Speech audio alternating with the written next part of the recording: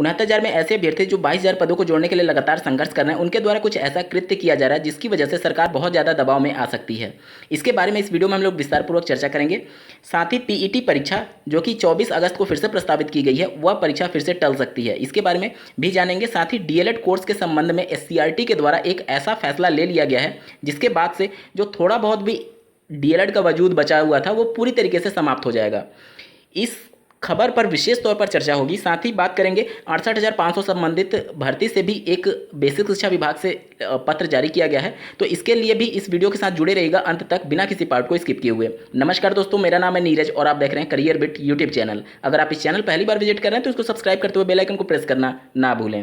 PNP के पुराने सचिव श्री अनिल भूषण चतुर्वेदी जी के द्वारा जब से निदेशक एससीईआरटी वो बनाए गए थे, दिनांक 9 अगस्त 2021 को पीएनपी के नए सचिव को पहली बार उनके द्वारा पत्र लिखा गया। स्क्रीन पर आप देख सकते हैं डीएलएड प्रशिक्षण 2021 में ऑनलाइन आवेदन एवं प्रवेश चयन प्रक्रिया के संबंध में। यहाँ पर ये जानकारी दी गई है पुराने सचिव के द्वारा कि जो स्ववित्त पोषित महाविद्यालय एसोसिएशन है उनके द्वारा 30 जुलाई 2021 को एक पत्र लिखा गया एससीईआरटी को कि जो उत्तर प्रदेश में डीएलएड की मिनिमम एजुकेशनल क्वालिफिकेशन ग्रेजुएशन निर्धारित की गई है उसको घटा करके एनसीटी की गाइडलाइंस रेगुलेशन 2014 के अंतर्गत डीएलएड में प्रवेश के लिए मिनिमम एजुकेशनल क्वालिफिकेशन को इंटरमीडिएट कर दिया जाए। इसी के संदर्भ में यहाँ पर आप देख सकते हैं पीएनपी के सचिव के द्वारा पत्र लिखा गया है और साथ ही साथ यहाँ पर उनके द्वारा ये कहा गया है कि उनको ये कहने का निर्देश हुआ है कि कृपया प्रकरण के संबंध में नियमानुसार आवश्यक कार्रवाई करने का कष्ट करें। तो बहुत जल्द पीएनपी के द्वारा एक नोटिफिकेशन जारी किया जा सकता है 2021 ऑनलाइन जो आवेदन लिए जा रहे हैं डीएलएड में, उसमें एजुकेशनल क्वालिफिकेशन को घटा करके इंटरमीडिएट किया जा सकता है क्योंकि बहुत कम आवेदन आए हैं और एक तरीके से डीएलएड कोर्स में एडमिशन नहीं हो पा रहे हैं। सरकार की गलत नीति और पीएनपी एससीईआरटी की निरंकुशता की वजह से डीएलएड का जो थोड़ा बहुत भी क्रेज था वो बिल्कुल समाप्त हो जाएगा।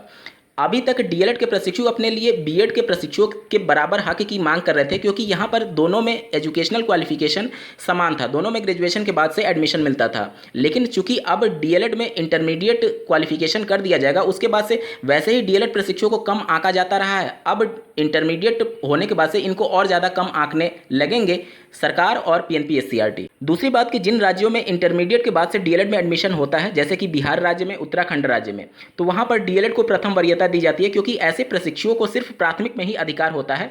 और अगर आप उत्तर प्रदेश की बात करें तो यहाँ पर जूनियर में भी डीएलएड अभ्यर्थियों को जाने का अधिकार होता है। 2013 वाली भर्ती में 29,000 जो विज्ञान और गणित की वैकेंसी निकाली गई थी उसमें डीएलएड प्रशिक्षुओं को मौका दिया गया था और अभी जूनियर एडेड में जो भर्ती प्रक्रिया चली है उसमें भी डीएलएड प्रशिक्षुओं को मौका दिया गया है। लेकिन इन राज्यों में बिहार और उत्तराखंड में चूंकि इंटरमीडिएट के आधार पर सिर्फ एडमिशन होता है डीएलएड में, तो इन प्रशिक्षुओं को प्राइमरी में ही अधिकार है, वहाँ पर जूनियर में अधिकार नहीं है। इस वजह से वहाँ पर प्रायोरिटी दी गई है। तो क्या इंटरमीडिएट मिनिमम एजुकेशनल करने के बाद से प्रदेश सरकार डीएलएड को प्रथम वरीयता देने पर भी विचार कर रही है या फिर नहीं, ये बड़ा सवाल है। पीट्रिपलएससी आयोग के द्वारा दिनांक 24 अगस्त को प्रस्तावित किए गए पीईटी परीक्षा के दिन ही सीजीएल का भी एग्जाम होने वाला है, तो उसी के संदर्भ में एक ऑनलाइन ग्रीवांस अभ्यर्थियों के द्वारा दर्ज कराया गया। स्क्रीन पर आप देख पा रहे होंगे यहाँ पर चेयरमैन और controller of examination UP triple S C board को पत्र लिखा गया है दिनांक 11 अगस्त 2021 को। यहाँ पर यह सूचित किया गया है कि जो स्टाफ सिलेक्शन कमीशन की तरफ से सीजीएल 2020 का जो पेपर होने वाला है वो भी 24 अगस्त को होने वाला है और बहुत से ऐसे अभ्यर्थी हैं जो कि दोनों परीक्षाओं में सम्मिलित होने वाले हैं और उनके सामने मजबूरी हो जाएगी कोई भी एक पेपर को छोड़ने के संदर्भ में। तो यहाँ पर पत्र लिख करके उनको अवगत कराया गया कि जल्द से जल्द इस पर फैसला लिया जाए और इस तिथि को आगे बढ़ाया जाए। वहीं फॉर्म को फिर से रीओपन करने के लिए जो याचिका माननीय कोर्ट में लंबित है उस पर दिनांक 12 अगस्त 2021 को सुनवाई होने वाली है। तो दोनों तरफ से चीज़ें फंसी हुई हैं कि अगर फॉर्म को रीओपन किया जाता है उस कंडीशन में भी परीक्षा तिथि को आगे शिफ्ट करना होगा और चूंकि सीजीएल का पेपर है 24 तारीख को, तो उस कंडीशन में बहुत ज़्यादा दबाव होगा अभ्यर्थियों का आयोग पर कि परीक्षा तिथि को फिर से आगे शिफ्ट किया जाए।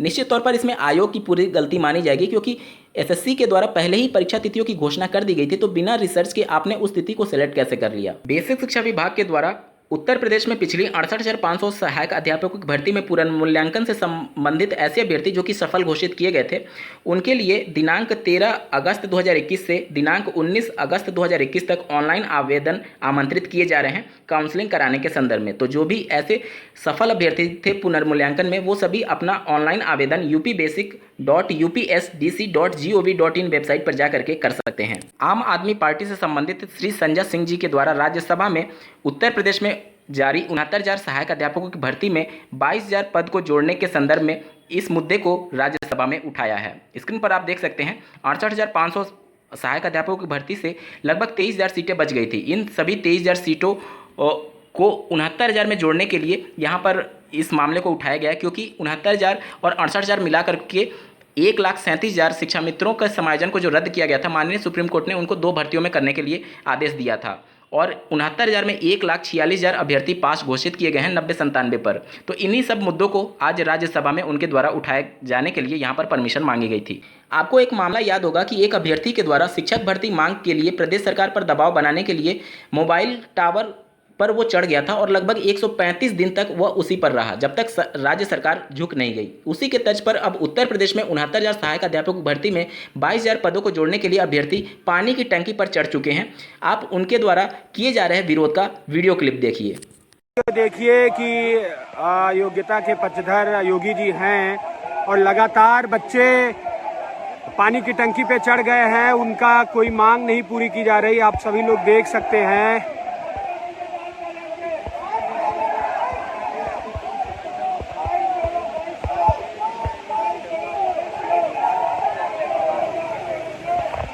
और देखिए पानी की टैंक पे किस तरीके से ये लोग चढ़ गए हैं और अपनी मांगों को लेकर के सभी साथी इस वीडियो को अधिक से अधिक शेयर करें। आप लोग देख सकते हैं कि किस तरीके से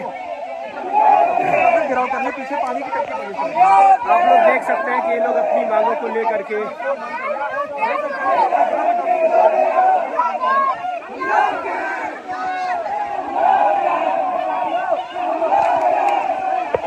आप लोग इस वीडियो को अधिक से अधिक शेयर कीजिए। 69,000 शिक्षक भर्ती के साथी चढ़ गए हैं।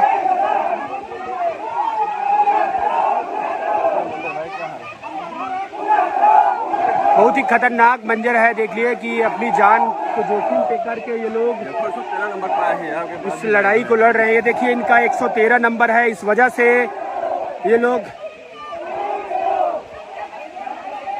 अमरेंद्र भाई का सहयोग करते मोटे पे हम लोग जीत जाएंगे।